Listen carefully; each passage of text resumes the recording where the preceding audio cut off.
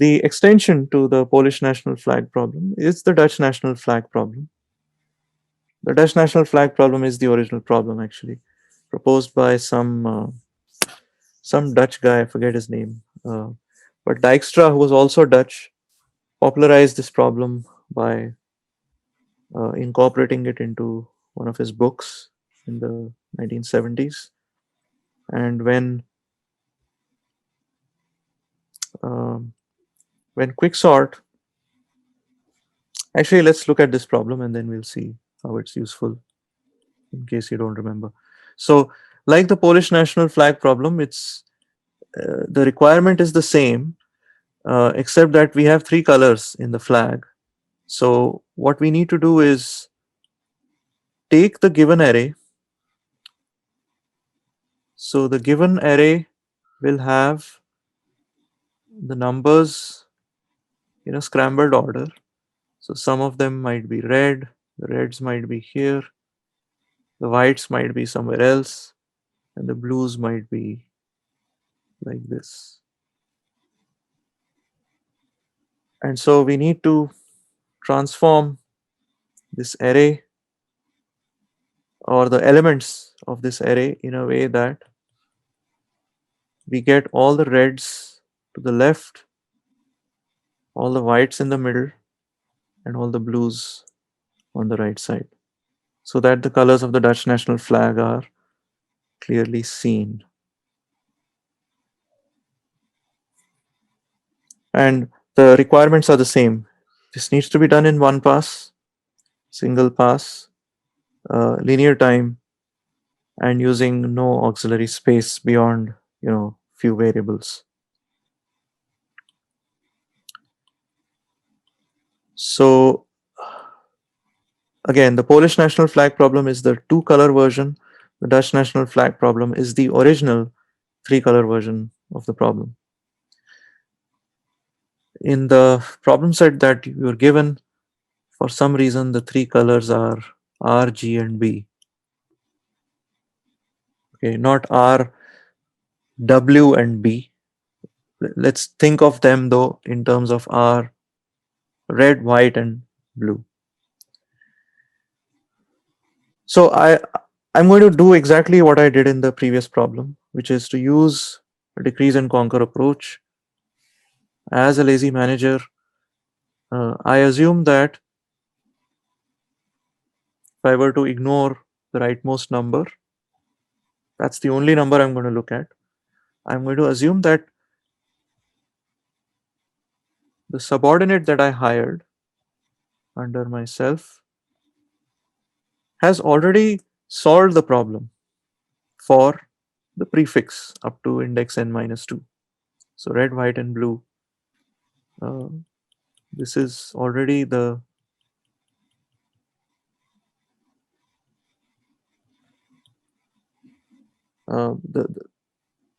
the, the prefix of the array has already been painted in this particular order.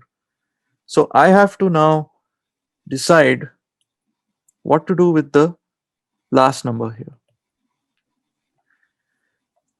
So if this last number, what is the last color is blue, I don't have to do anything.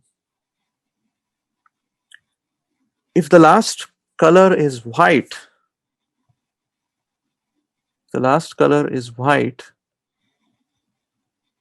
I want the white region to be contiguous. So if I assume that, as before, we have a red pointer pointing to the rightmost, red number, white pointer pointing to the rightmost, white number, and if you like, you can think of the pointer that the lazy manager is using, the I pointer, or you can think of it as the blue pointer if you wish. But uh, this manager sees a white number, and we know that this white number has to go over here.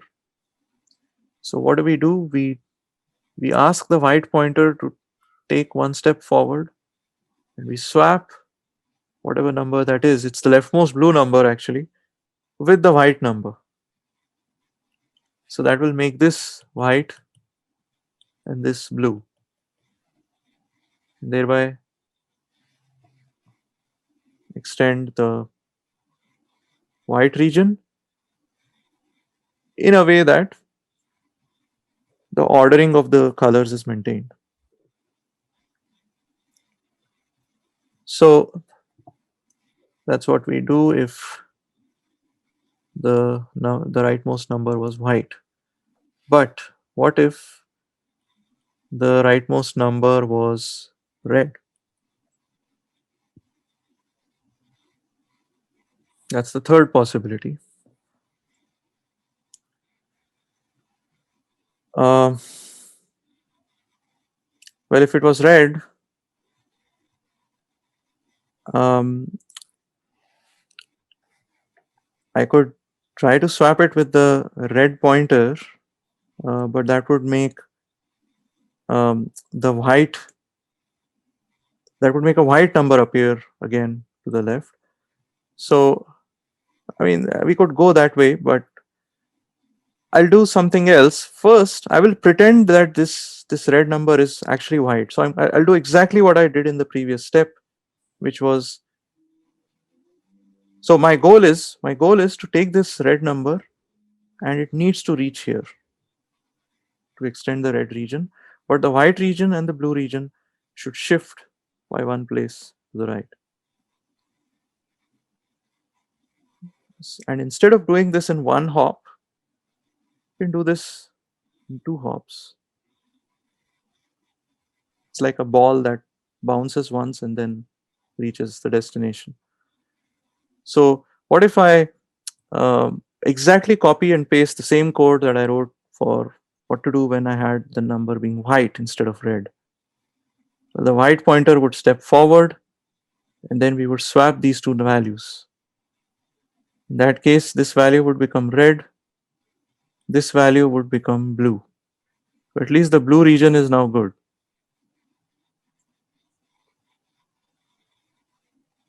But I know that this value is red. So it's not in its right place. So here I can now ask the red point. I can do the same thing with the previous two pointers. Instead of blue and white, I do the same thing with white and red. The red pointer moves one place forward, and these two, the red and white pointers, swap their values. So this value becomes red, and this value becomes white. So this means that we have the same three regions painted and extended such that the rightmost red number is uh, where the red pointer is, the rightmost white number is where the white pointer is, and the rightmost blue number is where the eye or the blue pointer is.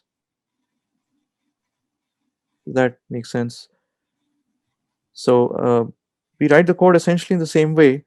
Um, I had, I was depending on my subordinate to have solved the problem on a prefix of size n minus 1.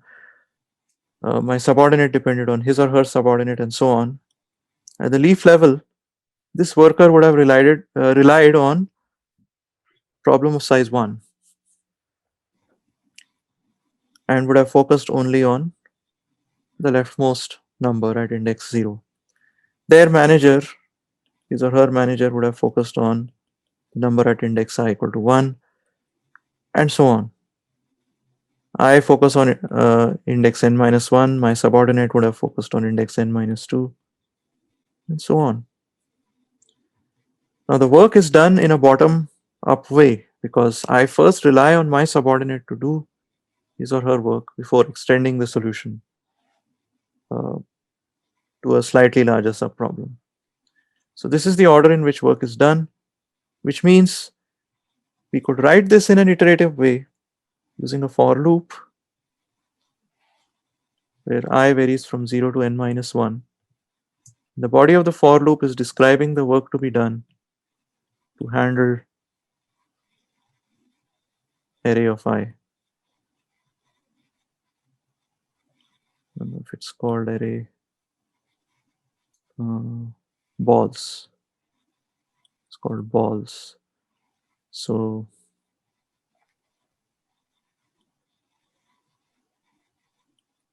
balls of I. Okay, so that's the structure of the code. Let's write the code. Why don't I write it? Okay, let me write it on the next page. So I have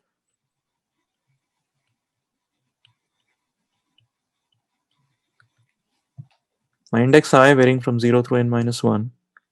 What is the work I should do to handle balls of I? Well, if it's already blue, I don't need to do anything. So if it's white, then I have to do what I did in the Polish national flag problem. So if balls of I is white, okay, turns out that in the IK problem, it's not, instead of white, for some reason, they've chosen the color green, but let's treat it as white for our purposes. Balls of I is white. What do? We ask the white pointer to take one step forward.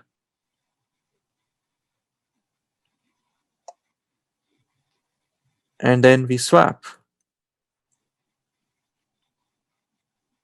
Let me just say swap balls of white with balls of I. And that will fix things. That will fix the white and blue regions uh, in the right way. The most complicated case is when balls of I is red.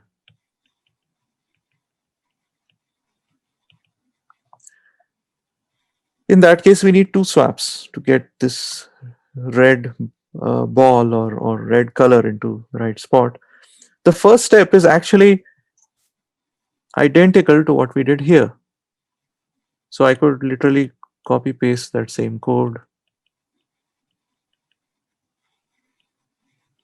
swap balls of white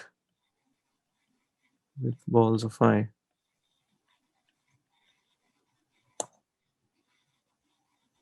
So the white and the I pointer, which I like to think of as a blue pointer, these two have adjusted themselves by this stage, but the problem is that the number here is red. Right? So it needs to be sent there, just like I described a couple of minutes ago. So the red pointer and the white pointer will do the same thing which the white and the blue pointers were doing.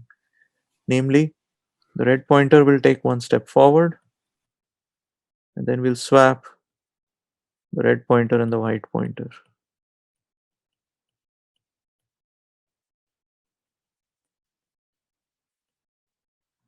And that fixes things, as we saw. How are these pointers going to be initialized? Well, when we start at I equal to 0, there is no painted region on the left. So the rightmost white number doesn't exist. The rightmost red number doesn't exist. So we initialize both to -1.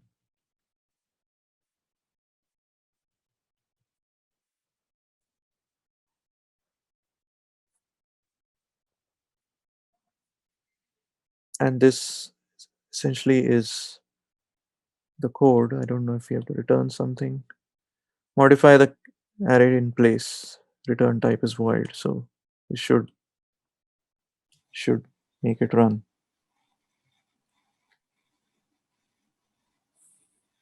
So as you see, whether we look at this piece of code or the Polish national flag problem, we have a simple for loop, and with the body of the for loop takes constant time to run. So it's overall linear time, just a swap or two, and it doesn't use auxiliary space, modifies the array in place. So if it's blue, we're not doing anything with it. Yeah, because You just it's as should. if our I pointer is the blue pointer. It's already, the blue region is already on the right extreme, so we don't have to do Yeah. anything. So by leaving, eventually, it's all going to stay in the middle. Then. I'm sorry, What? it will be at the end. Sorry. Yeah, yeah. Yeah. Okay, let's see. Soumya Acharya. Hey, Omkar. I remember this problem came sometime like in sorting taste or somewhere. Hmm. So how we solve? I mean, there is another way of solving this problem is kind of like keep a index, which like keep three index: start, end, and index, and then keep on moving the index. And if we encounter R, then we basically throw the start to the index and mark start as R and keep on moving the index. And do the same if we encounter, uh, I think RGB, right? If we encounter the B, so it is Hmm. the end index. So we throw it to the end index and move the index forward. So eventually, if we keep on doing that, this gets sorted in that pattern. Maybe, yeah, maybe. I mean, you could very well be right. I don't think about, so the way you described it, right? I My brain doesn't um, process solutions that way. Uh, that's why I described it in terms of these colors and a decrease and conquer strategy. So it's quite possible that what you're the way you described it could be an alternate way of doing it. I won't dispute that, but uh, for me, this is decrease and conquer. Right, the code is something that just arises out of that. Mhm. It's not. I'm not thinking in terms of the code here. I'm thinking purely as a decrease and conquer strategy. What do I do with that rightmost number or color? How do I handle it? Yeah, sure. Vasan? Yeah, okay, yeah, I think with group the numbers in this the pattern it matches because when I solve these problems, I solve them differently. Both the RGB one and this now with your approach, both can be solved the same method. I used the switch case when I did the Dutch national flag. Kept three, as the previous person was saying, three indexes mid, low, and high, and then R and B would increment the mid and low, and the BA Okay, I would guess, yeah, maybe yeah, that's that probably was closer very to horse confusing. partitioning. Is that, would it be closer to horse partitioning, Similar the to way? horse, I think. Yeah, but this will match the same Lomutos. I did the Lomutos for the group the numbers, but this I couldn't follow the same method because I was not sure.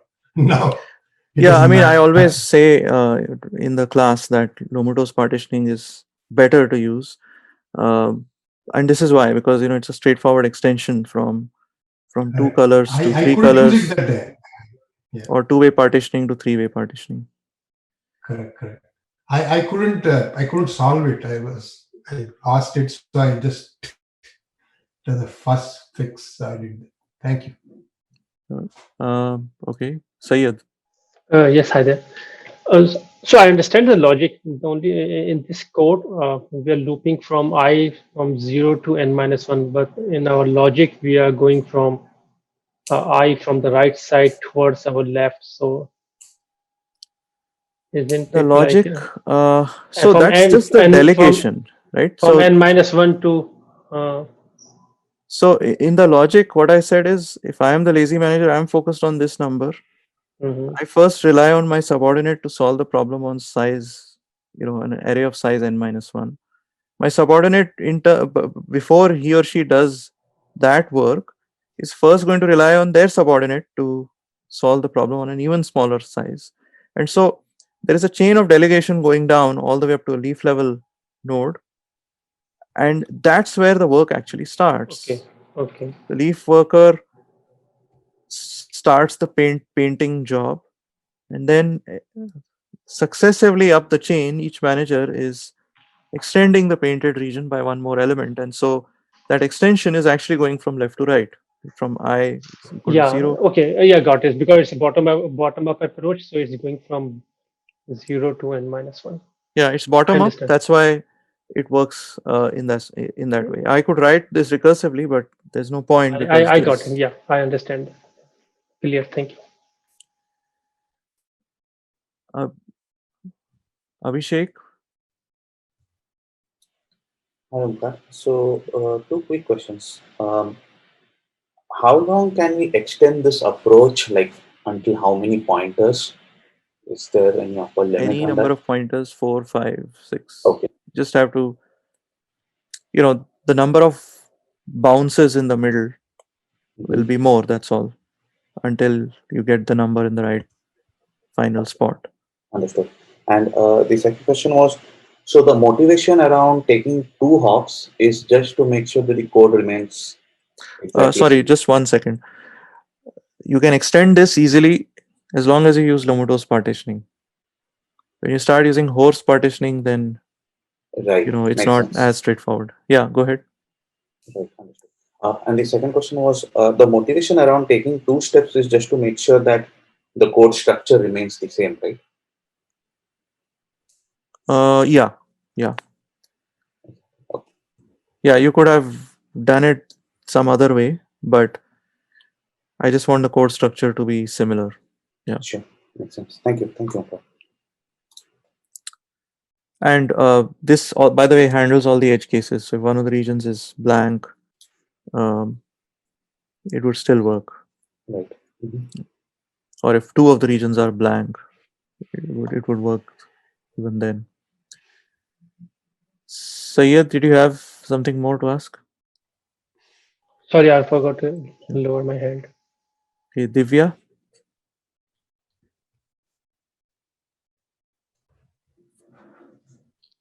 Hey Omkar. So I was looking at this problem to sort the integer array based on like descending order of frequency of the elements. The straightforward approach is good, but like to solve it in O of n time was one of the mock interview questions I had. Uh, I try like when I think about O of n time complexity. One thing was the quick select approach, which I could take. The other Hmm, thing was like a counting sort or like a bucket sort kind of problem. hmm. um, but I wanted to see which class of problems or which topic this would come under.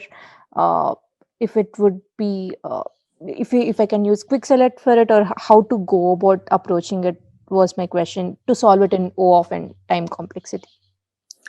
Yeah, quick select would be the approach. So, Okay. are you referring to? So there is a problem called top k frequent elements. The question I got was sorted based on the frequency of the elements in the array. If at Okay, all elements have same frequency, then use the first occurrence in the input array. I see. So if you have to do a full sort, then you wouldn't use quick select, because quick select is what would give you the kth most frequent or the top Correct. k frequent elements, Yeah. assuming they don't have to be sorted. So if you Yeah. have to actually do the sorting, then you might as well use a heap, or do an n log n sort, where n is the number of uh, unique elements, right? That With would their be n log n, right? Yeah. Yeah, so it would be n log n, but it would be at least based on. So first you would compute their frequencies, Mhm. and then you would sort each element. You would sort the element comma frequency pairs Right. in decreasing order, and you're saying you have to do the full sort. So I couldn't think of a way without doing the full sort, which I thought would be n log n, Hmm. which is where I was stuck. How to get to n solution? Yeah, getting to n is only possible if you use quick select, in which case they should not be Yeah. asking the full sort. They would be asking the kth most frequent element or something like that, or Okay. the top k frequent elements, one of these two. Okay. Yeah, that wasn't the case. Okay, I'll try to Yeah, ask just check what ops. the question Maybe was, they can. and again, you can ping me if it's not clear. Sure. Thanks. Yeah. Abhinav?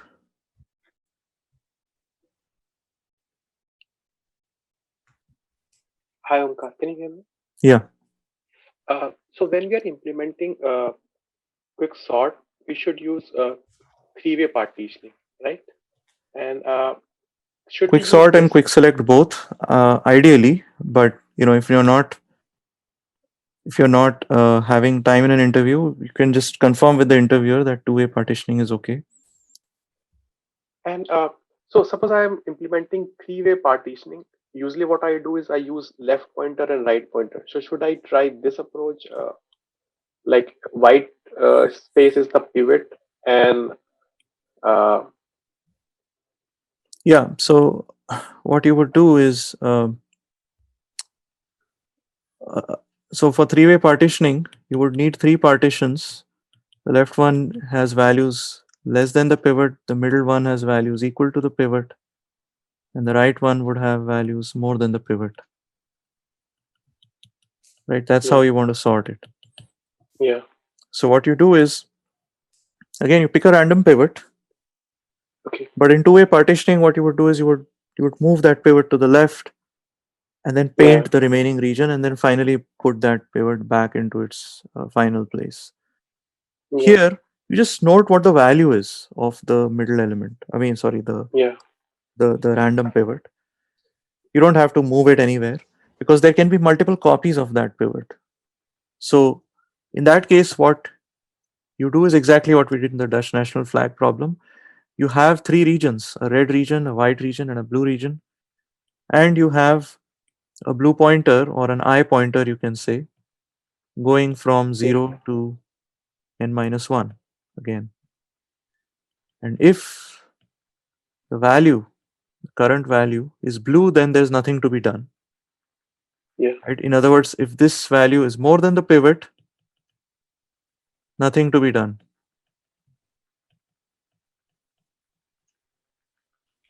Else, maybe the value is equal to the pivot. Right? In that case, you will do exactly what we did: white plus plus, and then swap A of white with A of blue. yeah, And in the third case, if if that number is smaller than the pivot, that means it's red. yeah, So we would take this, exactly copy it here, and in addition to that, we would have the red pointer doing the same thing. Swap A of red with A of white. Red and the white pointers do the same thing which the blue and the white were doing. So okay, this would make the red pointer come here, the white pointer come here, and the blue pointer or the I pointer is obviously at the end. How many copies of the pivot are there? White minus red. yeah, There has to be at least one copy because you looked at that value, right? When you pick the yeah, random pivot index, you looked at that value, so you know it has to be one, but there could potentially be many. And so when you recurse on both sides, you recurse only on, obviously you don't recurse in the middle partition. When you recurse on the left side, you're recursing from start till red, up to the red value. And then you're recursing okay, from white plus 1 till till end, end, till the end. Those are the two partitions you recurse on. And remember, the place where three-way partitioning is particularly useful is when there are lots of copies of the pivot. So that way the middle region becomes really fat and inflated, and the red and the blue regions are very, they shrink down to very small and something very small in size. And so when you recurse on them, your depth of the recursion tree will not be much. Quick sort will quickly terminate when there are lots of duplicates. okay. Sarabjit? Thanks, Omkar. Sure. So, just talking about the three-way partitioning for the touch flag, you have to assume that you always have to have three colors, and that the colors are equal in number. Or will it also work It for? works even if they're not equal. I see. Yeah. Okay. Okay. Great. But you have to have three colors. 3 colors, yeah. This Got it. can be extended to 4 colors Yeah. or 5, but I haven't seen that kind of problem. But if you use Lomuto's partitioning, you just have to, extend the same pattern for, just to do more swaps. If there are 4 colors, then there would be another else condition here where you would have, 3 successive, instead of a two-step uh, path to the destination, you would have a 3-step path to the Got it. destination. Yeah. Thank you. So, okay, Vikas, last question, then I'll move ahead. Yeah, Omkar. I didn't exactly understand. Like, can you go to the pivot thing that you wrote? So, how this code is different than the previous code that you have written? Like, It's the same. it's the same code, right? Yeah, So, except that instead of comparing colors, saying the colors are equal, here the condition is more than the pivot, equal to pivot, or less than pivot. oh, basically, we are working with the numbers here. We are working with numbers, yeah. Oh, got it. Okay. Okay. Thank you. So these were the 4 problems, and their lead code versions are given here. What I want to do is in maybe the last 30 minutes is to also show you alternate ways of solving this problem, which I think are a little more complicated, but um, you could have still thought in that way. Want to become a software engineer at Google? You can, like thousands of our students. You just need to learn from those who've already cleared FANG interviews. At Interview Kickstart, our interview prep courses are developed and taught live by 150 plus instructors from Tier 1 companies like Google and Facebook. Our courses are tailored to help you crack software engineering domain interviews, including back-end, full stack, machine learning, embedded systems, data science, and more. To learn more, book your free webinar slot today